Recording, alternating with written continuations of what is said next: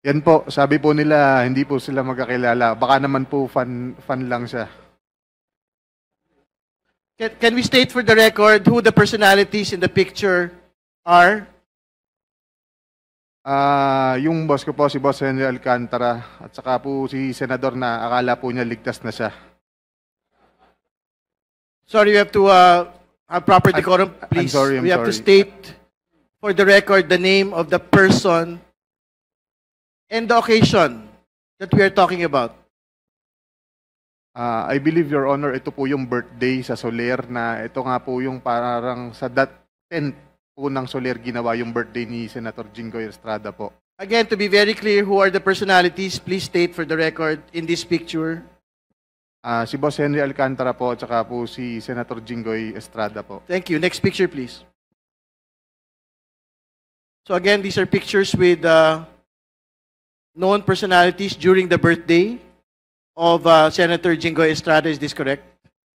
To be honest, Your Honor, I do not know when this picture was taken, but I'm just trying to show that Mr. Alcantara, Engineer Henry Alcantara, and Senator Jinggoy Estrada have met a couple of times already. And they appear, what do they appear? Do they appear close? And they appear super close, Your Honor. All right, thank you. Please proceed. Next picture, please.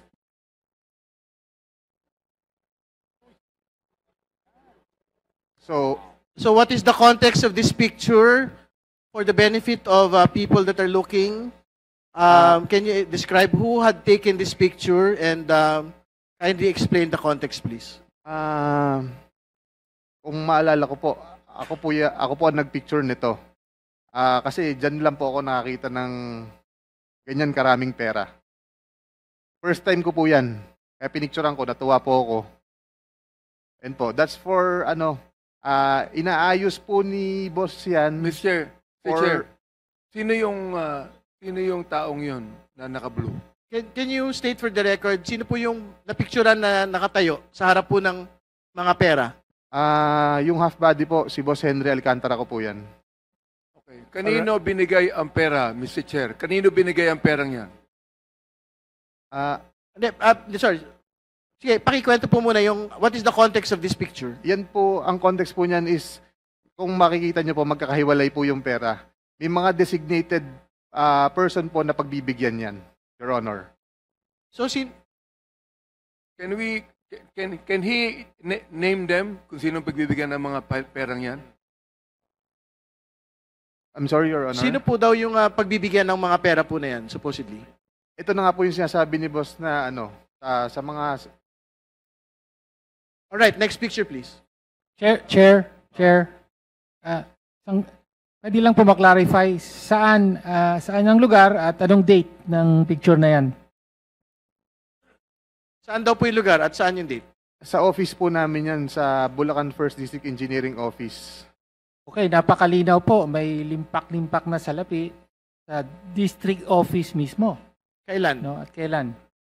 I believe mga 2022 po or 2023 yan. Alright.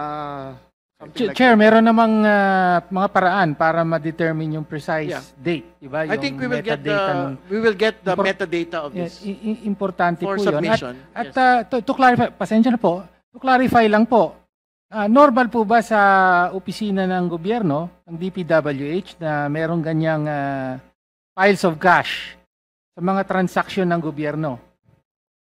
Please Sa mga respond. regular na transaksyon ng gobyerno? Please respond, Mr. Engineer Hernandez, please. All right. Just answer, please. Then we will proceed. Sa office po namin, normal po yan. Okay, next picture, please. Mr. Chair, just to clarify, Mr. Chair, Okay, Congressman Pakita nga Sutay. isang picture po.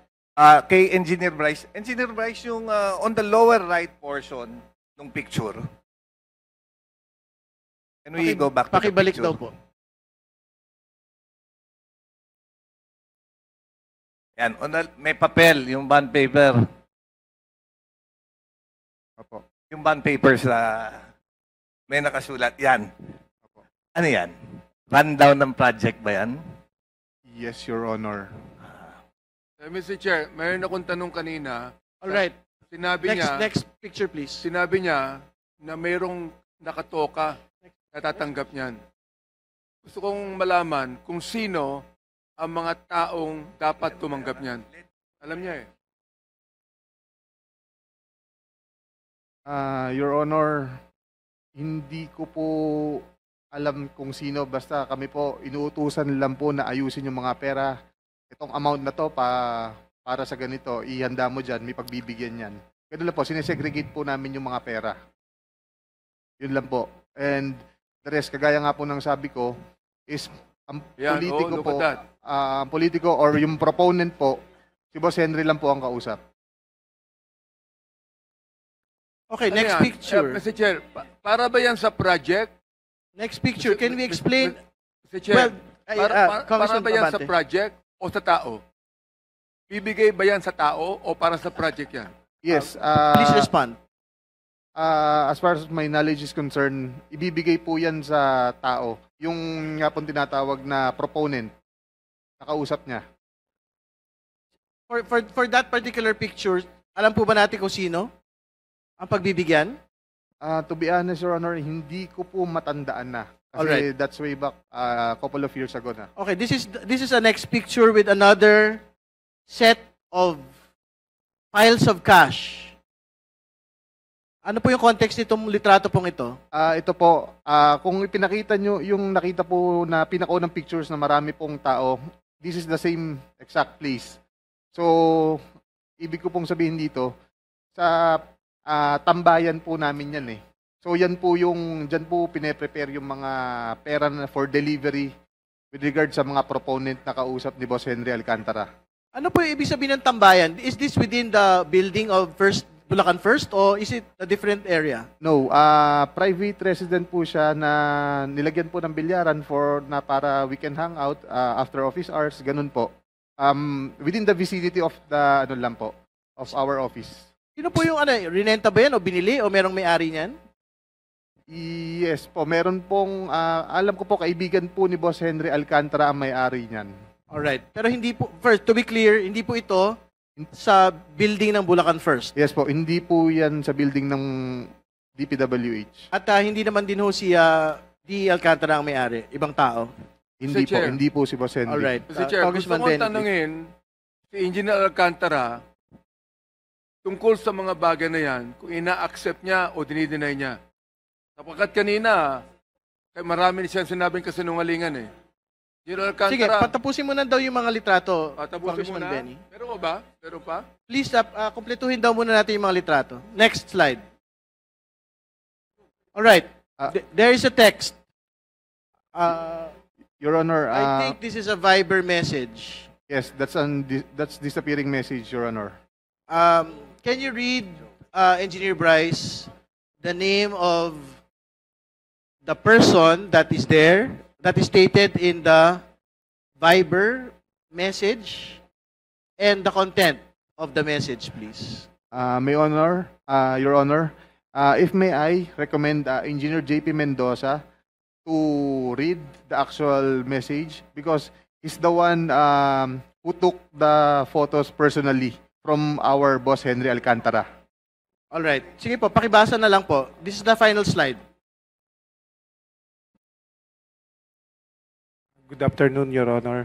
Before I proceed, kagaya rin po sana ng request ni Engineer Bryce kanina dahil medyo maselan po itong conversation na to, baka pwedeng mag-request din po sana ako ng security kung sakali. Yes po.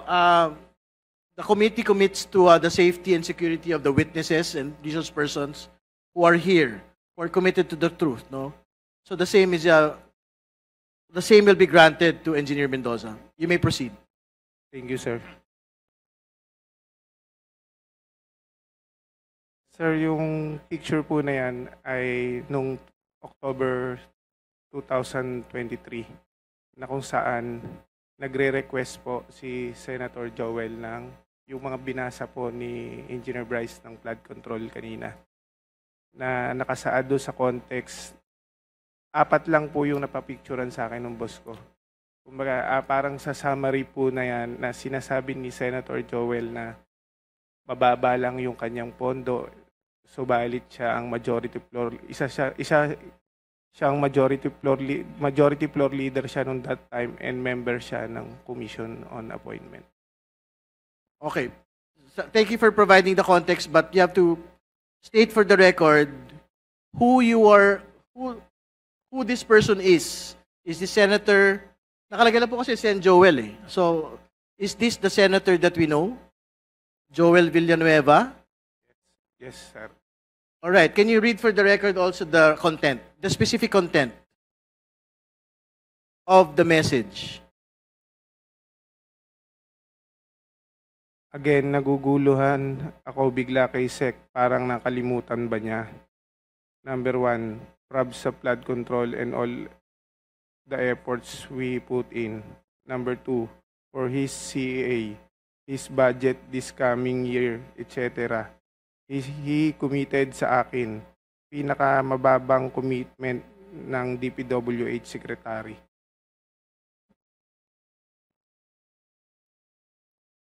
All right. Do we have another slide for us? Oh, ito mas malinaw po. Mr. Chair, clarification lang. Kanino sinend yung message and sino yung SEC?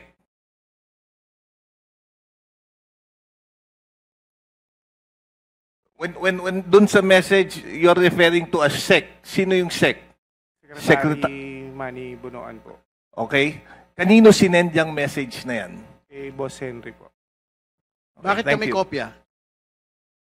Dahil disappearing message po yan, hindi po niya pwedeng screenshot. Pinapicturean po niya para mabasa po. Ah, okay. Kanino pinapicturan? Sa akin po. All right. Thank you. So, phone to basically ni District Engineer Alcantara. All right. Next slide. Do we have other slides? Can we go back again? Go back to the pangalawang ano yan, di ba? Can we read for the record? Excuse me po. Mano. Can we ayan, second slide. Next slide. Yan. Can we read for the record what is in the second message? Para lang po malinaw. Again, this is a conversation supposedly between Senator Joel Villanueva and District Engineer Henry Alcantara, which is supposedly a disappearing message, no? Tapos pinicturean po. Pinapicturean kay Engineer JP Mendoza. Sige po. Can you read it for the record, please? For his CA, his budget this coming year, etc. He committed sa akin, pinakamababang commitment ng DPWH Secretary. Ngayon parang lumalabas same na ang 1 and 2. Pag-usapan namin, boss, bukas, boss. So, can relate to SEC po. Okay. All right. Thank you. Next slide. This is another slide which is the same context. All right. Sige po. Just read it for the record. This is another slide. Conversation between Senator Joel and District Engineer Henry Alcantara, taken by Engineer JP Mendoza. Sige po. Yes, boss. See you po bukas 6 p.m. sa GIL. Majority leader tayo, hindi kong or just one CA member. Yes, boss, I will. All right. That is clear. Next slide, please. May atraso DPWH sa Sorry, akin. I have to provide the context. Again, this is another screenshot. This is the fourth picture. Conversation between Senator Joel Villanueva and District Engineer Henry Alcantara. Picture taken by Engineer JP Mendoza. Please proceed with reading the contents.